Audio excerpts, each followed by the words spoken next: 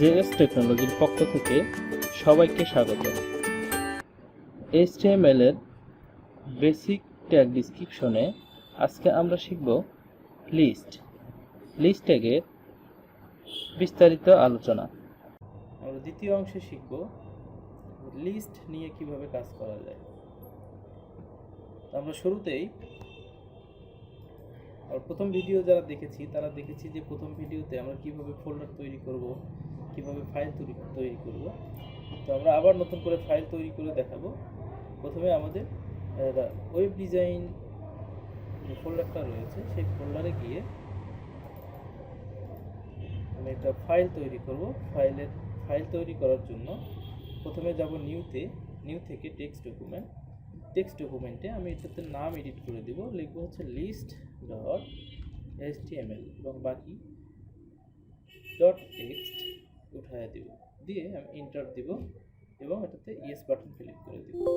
আমরা দেখতে পাচ্ছি যে list.html নামে আমাদের একটা HTML ফাইল তৈরি হয়েছে।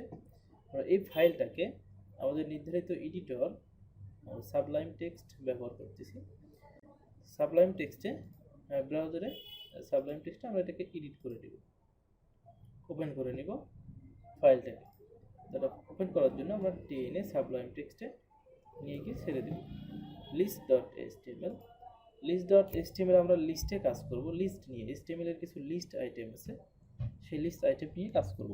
তো এটার জন্য আমাদের প্রথমে জানতে হবে যে HTML এর যে বেসিক ট্যাগ আছে, বেসিক ট্যাগগুলো আছে বা ফরম্যাটটা আছে, অথবা আমরা বলে থাকি সিনট্যাক্স।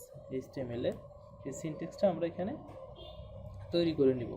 আমি প্রথমেই বলেছি যে শর্টকাট ব্যবহার করে আমরা কাজ করব।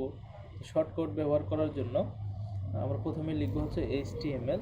শর্টকাট ব্যবহার করলে আমরা একটা কাজ খুব দ্রুত কাজ করতে পারি।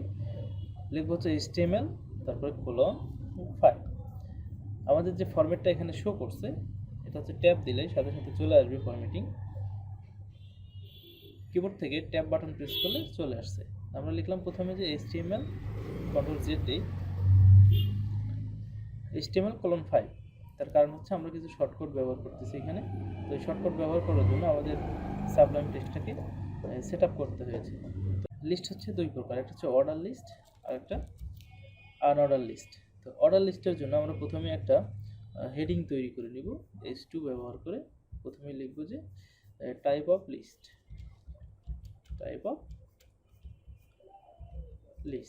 আমাদের এটা হেডিং হিসেবে থাকবে। আমরা জানি যে হেডিং লিস্ট দুই প্রকার। প্রথমে এটা আমরা একটা লিখব হচ্ছে p ট্যাগের ভিতরে,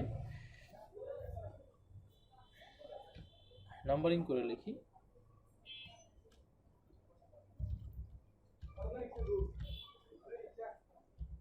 অর্ডারড লিস্ট। আর একটা লিখব এখানে আমরা ব্রেক ট্যাগ শিখেছি, আমরা ব্রেক ব্যবহার করব যেন নিচের লাইনে চলে যায়।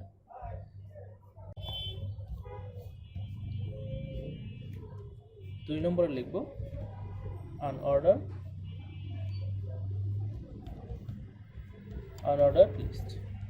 লিস্ট হচ্ছে দুই প্রকার। আমরা এখন ব্রাউজারে এটাকে আউটপুট দেখার জন্য, হ্যাঁ বন্ধুরা, আমরা দেখতে পাচ্ছি টাইপ অফ লিস্ট, এটা হচ্ছে আমাদের h2 ট্যাগের কাজ। আর নিচে আমরা নাম্বারিং করে লিখেছি অর্ডার লিস্ট এবং আনঅর্ডার লিস্ট, আর এটা লিখেছি আমরা p ট্যাগের ভিতরে। এখন আমরা অর্ডার লিস্টের যে কাজগুলো হয় সেগুলো লিখব। আমরা নিচে লিখব p ট্যাগের বাইরে এই 3 ট্যাগ দিয়ে আমরা একটা হেডিং তৈরি করব। এখানে লিখব অর্ডার লিস্ট, মানে আমরা বললাম হচ্ছে লিস্ট, টাইপ অফ লিস্ট দুই প্রকার, অর্ডার লিস্ট এবং আরেকটা হচ্ছে আনঅর্ডার লিস্ট। তো অর্ডার লিস্টের মধ্যে কোনগুলো আছে, অর্ডার লিস্ট আমরা একটু দেখে নেব। যে অর্ডার লিস্ট শুরু করতে হবে যে ট্যাগগুলো দিয়ে, সেই ট্যাগটা হচ্ছে প্রথমে OL ট্যাগ শুরু করতে হবে এবং OL ট্যাগ শেষ করতে হবে, এবং এই OL ট্যাগের ভিতরে লিখতে হবে LI ট্যাগ। LI তে বোঝায় লিস্ট আইটেম, OL টা হচ্ছে শর্ট, এবং ফুল মিনিং হচ্ছে অর্ডার লিস্ট, আর LI হচ্ছে শর্ট, LI তে বলা হচ্ছে লিস্ট আইটেম। তো লিস্ট আইটেমের মধ্যে আমরা যখন লিখব কোনো একটা লিস্ট, যেমন আমরা যে মেনু লিস্ট করি, প্রথমে লিখব হোম, তারপর আমরা আরেকটা লিখব লিস্ট, শুরু শেষ করে লিখব হোম, অ্যাবাউট। বন্ধুরা, আমরা যদি এলআই লিখে স্টার চিহ্ন ব্যবহার করি এবং এখানে 3 লিখি, তাহলে 3 লিখে কিবোর্ড থেকে ট্যাব বাটন প্রেস করলে 3টা এলআই ট্যাগ শুরু হবে এবং শেষ হবে। আমরা মাঝখানে লিখব হোম প্রথমে, অ্যাবাউট, তারপরে লিখব হচ্ছে আমরা কন্ট্যাক্ট, সার্ভিসেস বা সার্ভিস, তারপর আমরা লিখব লগইন। এই যে আমরা মেনু তৈরি করলাম অর্ডার লিস্টের মাধ্যমে। আউটপুটে এটার আউটপুট কেমন আসবে, এই এলআই ট্যাগের কারণে অটোমেটিক্যালি আমরা আউটপুটটা দেখি, রিলোড দিলে অটোমেটিক্যালি দেখছে 1 2 3 4 5 আমাদের ক্রম অনুযায়ী শো করছে। অর্ডার লিস্ট মূলত ডিফল্টভাবে 1 2 3 এভাবে ক্রম অনুযায়ী শো করবে। এখানে যদি আমরা বাড়াইতে চাই একটা এলআই, সে অটোমেটিক্যালি 6 নম্বর চলে আসবে। তো এইভাবে আমরা লিস্টগুলো তৈরি করতে পারি এবং এই লিস্টের মাধ্যমে এলআই ট্যাগের মাধ্যমে এলআই ট্যাগ দিয়ে আমরা মেনু বারগুলো ডিজাইন করে দিই। এরপরে আমরা যে ট্যাগ নিয়ে কাজ করব সেটাকে বলা হচ্ছে আনঅর্ডার লিস্ট। আনঅর্ডার লিস্টের জন্য আমরা প্রথমে একটা হেডিং তৈরি করব, লিখব আনঅর্ডার লিস্ট এবং আনঅর্ডার লিস্ট তৈরি করার জন্য প্রথমে আমাদের যে ট্যাগ ব্যবহার করতে হবে সেটা হচ্ছে ইউএল। ইউএলতে বোঝাচ্ছে আনঅর্ডার লিস্ট।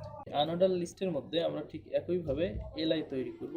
এলআই দেব এলআই ইনটু 5 এবং কিবোর্ড থেকে ট্যাব বাটন প্রেস করলে 5টা এলআই শুরু হবে এবং শেষ হবে। এখানেও আমরা এগুলোই রাখবো। হোম আমরা শেখার জন্য বা জাস্ট বোঝার জন্য এভাবে করতে পারি।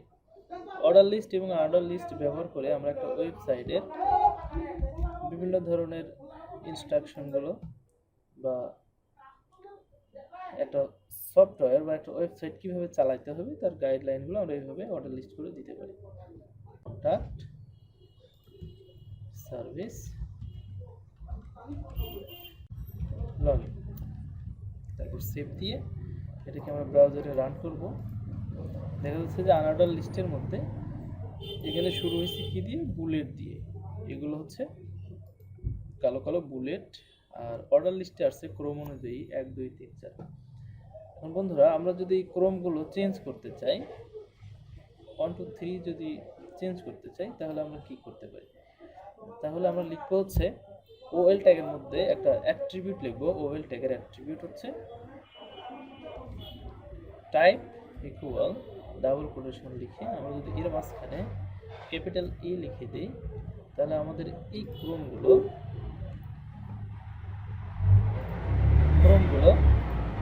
ABCD এভাবে শুরু হবে। আবার আমরা যদি এই ক্রমটা স্মল এ দিই তাহলে স্মল এ দিয়ে সেভ দিয়ে আমরা ব্রাউজার রিলোড করব, তাহলে স্মল এ থেকে শুরু হবে, ABCD এভাবে শুরু হবে। আবার আমরা যদি এটাকে রোমান সংখ্যা করতে চাই তাহলে বড় হাতের ক্যাপিটাল আই, তাহলে রোমান সংখ্যা দিয়ে সংখ্যাগুলো চলে আসবে এবং স্মল আই দিলে রোমান সংখ্যা স্মলগুলো শুরু হবে।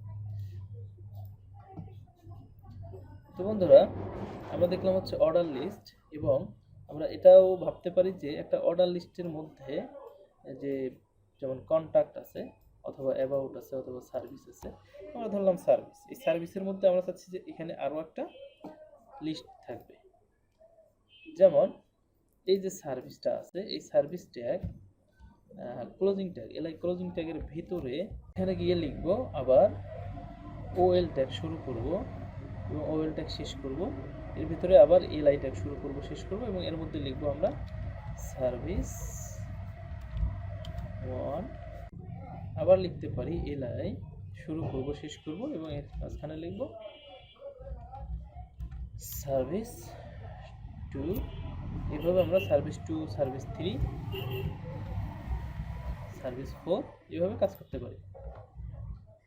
তাহলে কি হবে, আমাদের এই যে প্রথমে যে আই দিয়ে রোমান সংখ্যা দিয়ে আমাদের সিরিয়াল আসছে, আমরা এটাকে সেভ করে দিলাম, ফাইল থেকে সেভ অথবা কন্ট্রোল এস দিয়ে সেভ, এবং ফাইল থেকে দেখা যাবে, রিলোড দিলে, ব্রাউজার থেকে রিলোড দিলে দেখা যাবে যে এখানে আমাদের আই দিয়ে শুরু হয়েছে প্রথমগুলো রোমান সংখ্যা দিয়ে, এবং সার্ভিস থেকে যে সার্ভিসগুলো আছে, সার্ভিস 1, সার্ভিস 2, এটাতে আমরা কী করছি একবার দেখে নিই যে এলআই ট্যাগের ক্লোজের ভিতরে আবার ওএল ট্যাগ শুরু করছি এবং আবার এলআই দিয়েছি। এর কারণে আমাদের এখানে কি হলো যে একটা সাব এলআই বা সাব লিস্ট তৈরি হলো। ঠিক একইভাবে আমরা আনঅর্ডার লিস্ট নিয়ে কাজ করতে পারি। তবে আনঅর্ডার লিস্টের মধ্যে যে টাইপগুলো আছে সেইগুলো হচ্ছে এটার attribute type equal double quotation.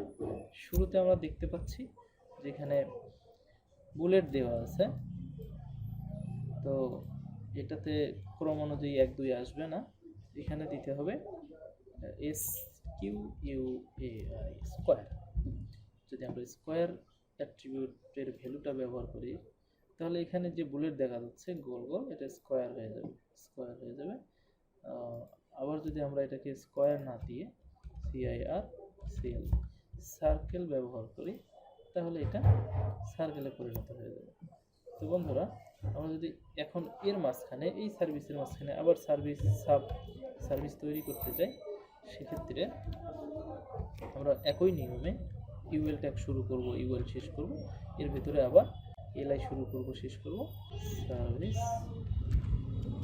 1,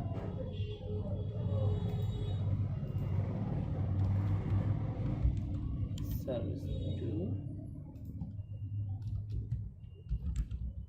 service 3,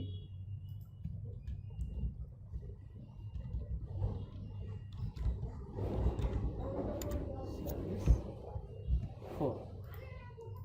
তাহলে কি হবে, এখানে সেম নিয়মে ব্রাউজারে রিলোড দিলে একটা সাব সার্ভিস তৈরি হবে এবং এটার ক্রম কিন্তু ওই সার্কেলটাই রয়ে গেছে। আমরা যদি এখন এটাকে চেঞ্জ করতে চাই তাহলে এই দ্বিতীয় ধাপের মানে সাব ইউএল এর আমরা এখানে টাইপ লিখে ইকুয়াল ডাবল কোটেশন দিয়ে এখানে লিখতে পারি স্কোয়ার, স্কোয়ার।